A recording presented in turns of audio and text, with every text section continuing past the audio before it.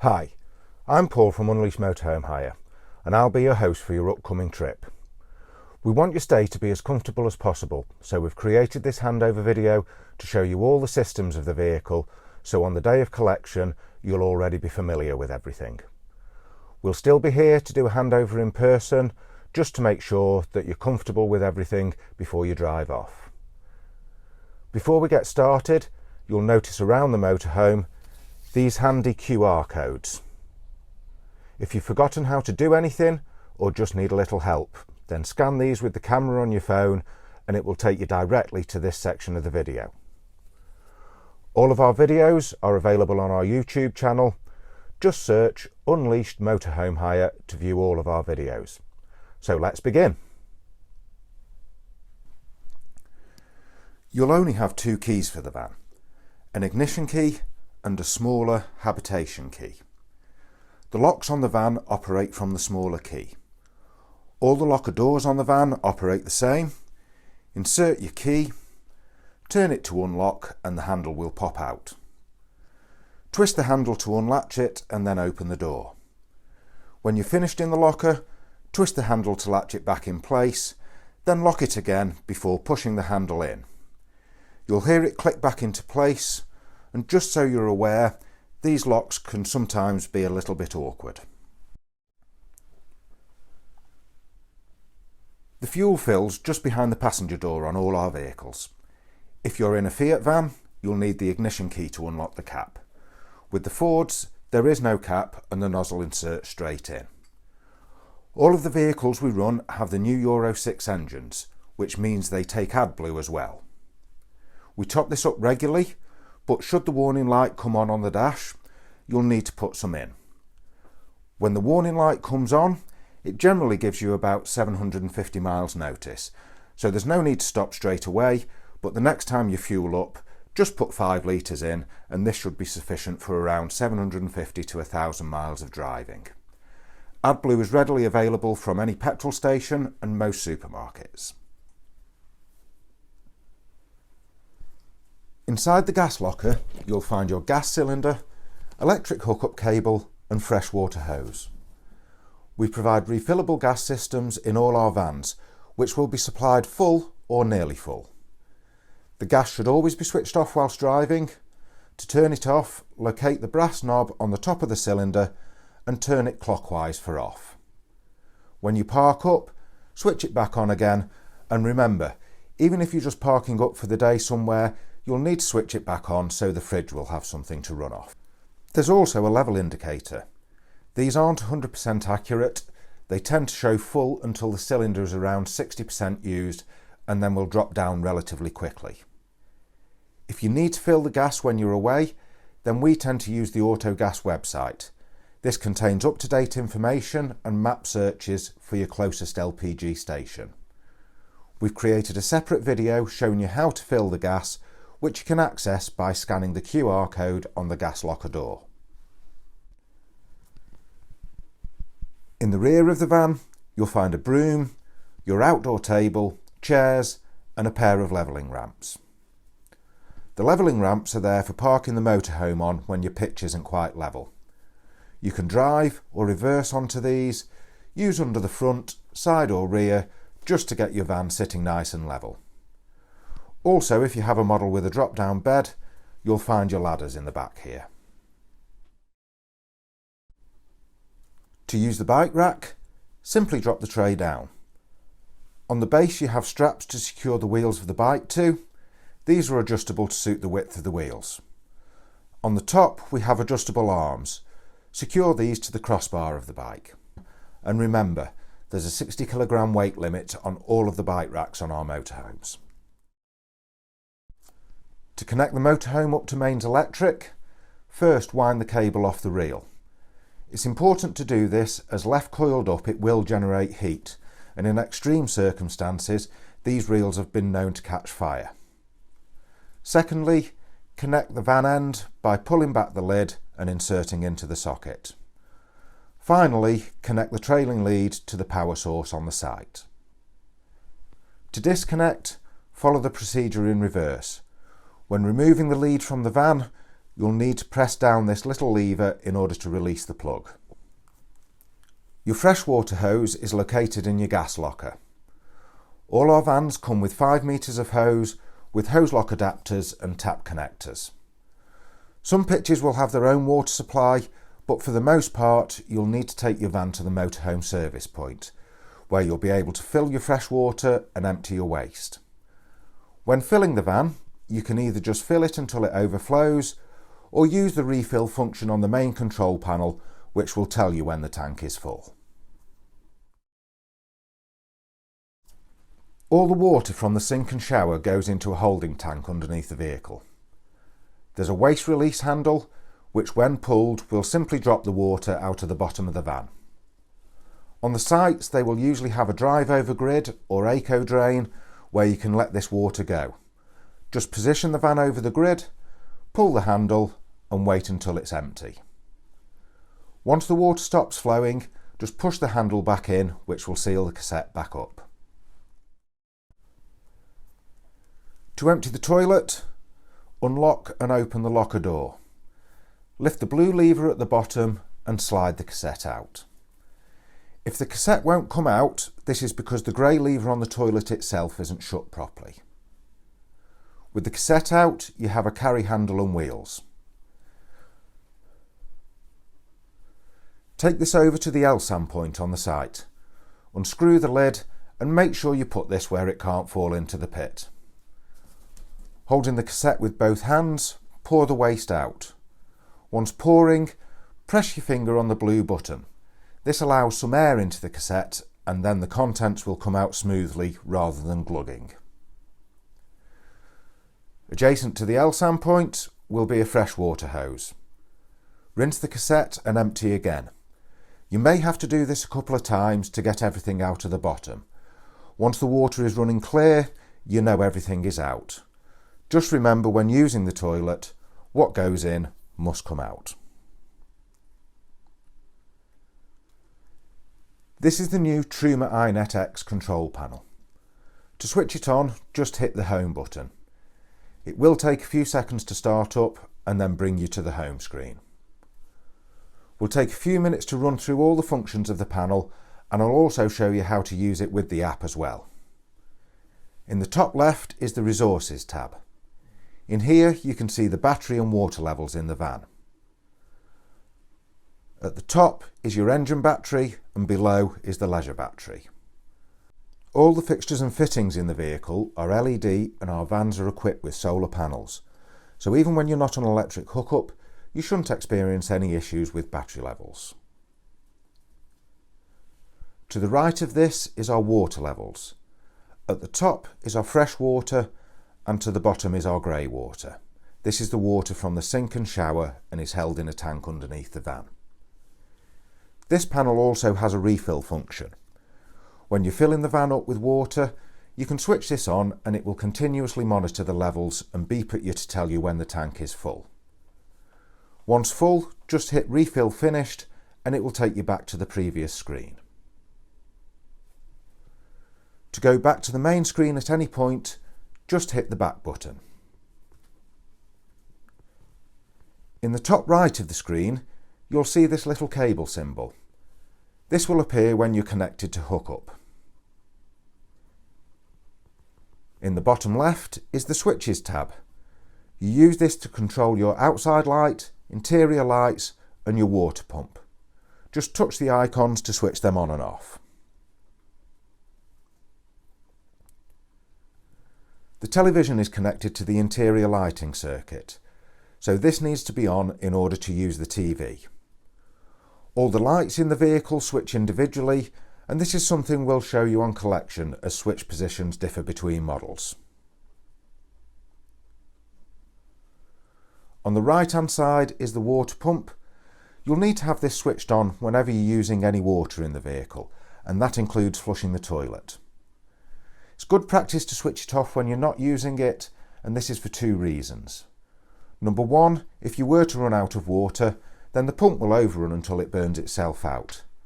Secondly, when you have the water switched on, every now and then you'll hear the pump prime itself. If you leave this switched on overnight, then the chances are it will prime at 4 in the morning, and at that time of day it's pretty loud. Again, to come back to the main screen, just click the back button. Across the top, we have room climate and hot water. We'll take a look at the heating first. When you click onto this, it'll give you two options, heating and ventilating. Ventilating just switches the fan on to circulate air around the van. If we click into heating, we'll see this screen. To adjust the temperature, simply click the plus and minus buttons to the desired temperature. On the right, we have the fan settings. Comfort is low speed, and the heating will be virtually silent on this.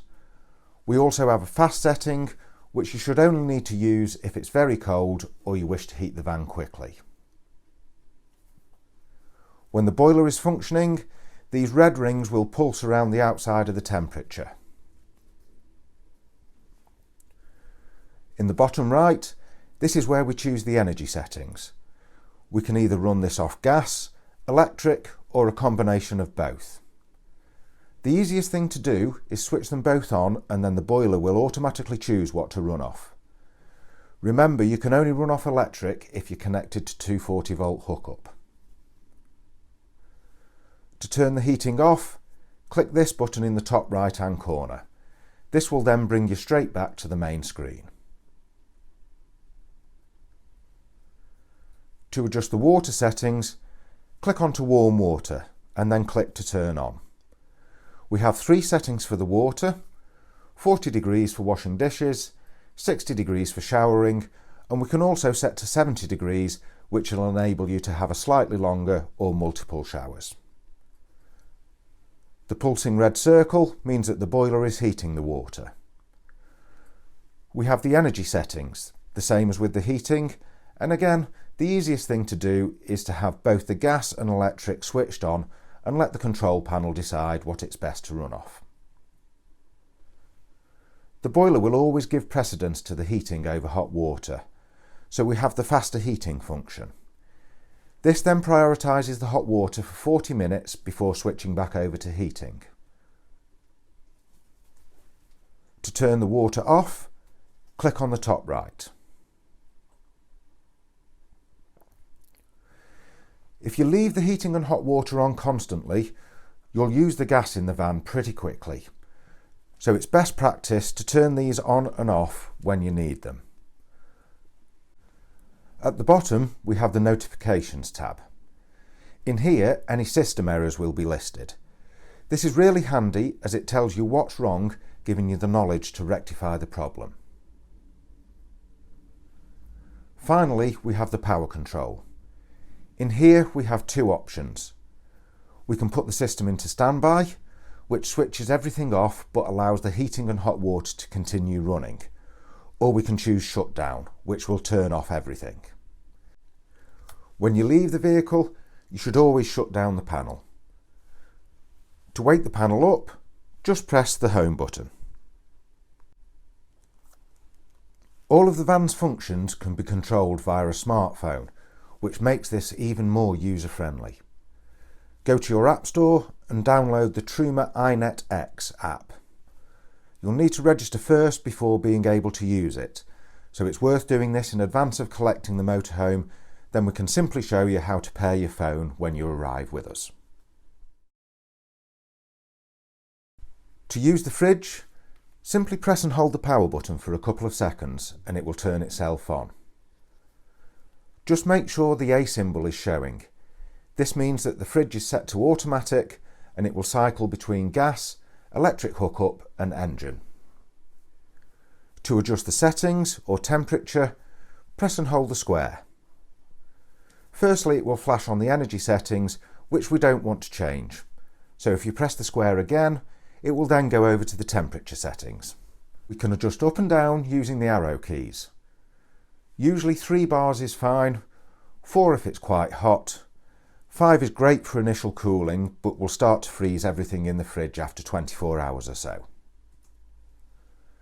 It's normal for the display on the fridge to go blank and you'll just have this little blue LED to show that the fridge is working fine. If it develops a fault, the LED will turn red and the display will start flashing. Simply press and hold the power button to turn it off and then turn it back on again. It will find itself a new energy source and go again. Just remember that at the top of the fridge is the element. Items placed close to this can soft freeze, so if you have any fruit or veg, place this lower down the fridge to avoid spoiling it. To use the toilet, lift the lid and slide the grey lever over, which will open up the flap in the bottom. Do your business, then the flush is located on the panel behind. Remember, you'll need to have the water pump switched on in order to flush. Once finished, slide the lever back over to seal the cassette back up. The first time you use the toilet, you'll need to put chemicals in. We use the Aquachem green sachets. These are a lot more environmentally and septic tank friendly. Also, some sites won't accept the blue chemicals anymore. Simply take one out of the container and drop it into the toilet. Flush a little water down so it's got something to dissolve into, and then it's ready to use. You don't need to put chemicals in every time you use the toilet, just whenever you refresh the toilet cassette. There'll be enough toilet chemicals in the van for you to refresh it every day if you want to. Even with just light usage, we'd recommend changing it every other day, especially in the summer months where it's hot. There is an indicator on the back of the toilet to tell you how full it is, but without being too blunt, when you open the flap, you can see exactly how full it is. One word of warning: if your cassette is full and you're driving on winding, hilly roads, you risk spillage into the locker itself, and this really isn't a pleasant job to clean up, so best to empty before you travel. To use the shower, if you have a model with a wooden tray over, firstly remove the tray and put to one side. Release the poppers to allow the screen to be folded round. When starting the shower, always have the lever in the 6 o'clock position. The water in the boiler can get incredibly hot. 6 o'clock is not too hot or cold. If you have the combination tap head shower, then blend the water first to the desired temperature. Press the button on the top to switch to the shower flow. But that the boiler only holds 10 litres of hot water. This equates to roughly 5 minutes of shower run time depending on temperature. It will take around 20 to 30 minutes for the boiler to reheat another tank. If your van isn't level, you may find that the shower can drain quite slowly. The hob in the kitchen is all electric ignition.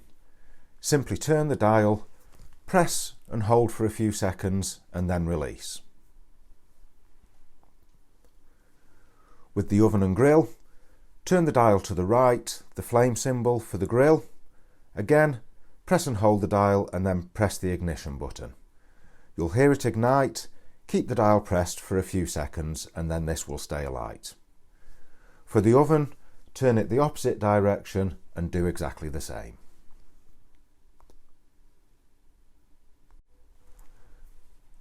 The cupboards above and below will contain all of your kitchen equipment. This includes cutlery, crockery, glassware, chopping boards, 2 pans and a frying pan, tin and bottle openers, a knife set and cooking utensils. There's a gas kettle for when you're not on hookup, an electric kettle, Tassimo coffee machine and toaster for when you are. We even include tea, coffee, salt, pepper and sugar to get you going. Cleaning products include fairy liquid, hand wash, anti-bac spray and wipes. We also include a sponge scourer, microfiber cloth, tea towel and kitchen roll. To open the windows, press the button on the catch and turn. Some of the windows have adjusters on the struts to keep them open. Simply twist clockwise to keep open and then anti-clockwise to release them. We have 2 types of window blinds in the vans. Our Zephyros have the blackout blind at the front and the fly screen at the rear. To operate, just pull the blind and gently push in towards the van and these will hook into place. To release, pull down and away, and the same with the fly screens. With our other models, The black outline comes from the bottom and the fly screen from the top. Just squeeze the catch to release and pull all the way up, and then this will latch into place. To release, squeeze the catch and pull down. You'll find that the fly screen will come down with it, so pinch the catch on this to release. These blinds are not soft close, so guide them back up rather than letting them go. To operate the roof light, press the button and pull the handle back. Draw it all the way back to fully open, or you have a couple of half settings as well. Please remember to make sure that all windows and roof lights are closed prior to travelling. All of our vans contain smart TVs. Whenever you change regions in the van, you'll need to retune it. Rather than going through this now, you'll find a quick start guide inside your motorhome explaining how to do this. You're also able to tether the TV to your phone or mobile internet in order to watch catch up, Amazon or Netflix. Again, instructions on how to do this are contained within the van. In every van, you'll find a full array of safety and emergency equipment. We have smoke and carbon monoxide detectors, and in your floor box you'll find a fire extinguisher, fire blanket, warning triangle, high-vis vests, bulbs and first aid kits. We usually keep our brush and dustpans in here too. In the glove box you'll find an accident report sheet. If you are unfortunate enough to have an accident, our insurance requires that this form be completed. On the back of the form you'll find an emergency assistance number in case you have any mechanical issues with the motorhome. Please inform us of any damages, no matter how small, as soon as you possibly can. This gives us the opportunity to make provisions for when you return the vehicle. With any mechanical issues, again, please contact us. We have access to the vehicle's onboard diagnostics, so may be able to see what's going on. We should also be able to guide in any assistance using the tracking data to establish a precise location for you.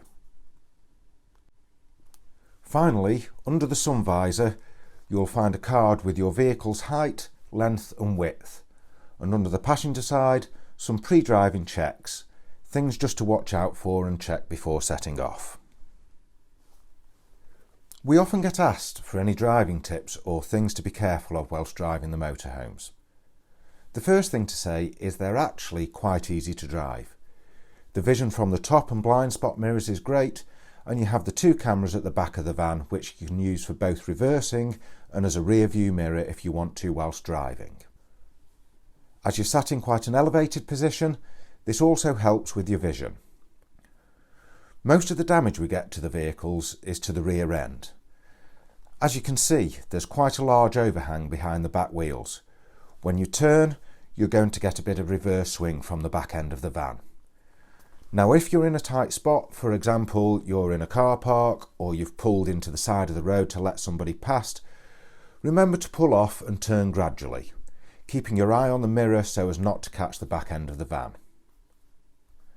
Motorhomes are also quite tall, so please be careful of low branches when you're driving on smaller roads. Finally, you weigh 3.5 tons. Don't get tempted to drive onto the beach or any soft ground that you don't know is suitable. As idyllic and as tempting as these spots look, you don't want to get stuck. Just because there's cars on there, it doesn't mean it's suitable for a motorhome. When returning the vehicle, we ask that the van is refuelled, the toilet cassette and locker is empty and cleaned, and that the grey water is emptied. We don't have facilities on our yard to empty these, so these will need to be done prior to leaving your final campsite. Unless otherwise indicated on your contract, your return time is 11 AM. We hope that your collection was punctual and we ask for this to be reciprocated on your return. This implies that the vehicle is on the yard, emptied and ready to inspect by this time.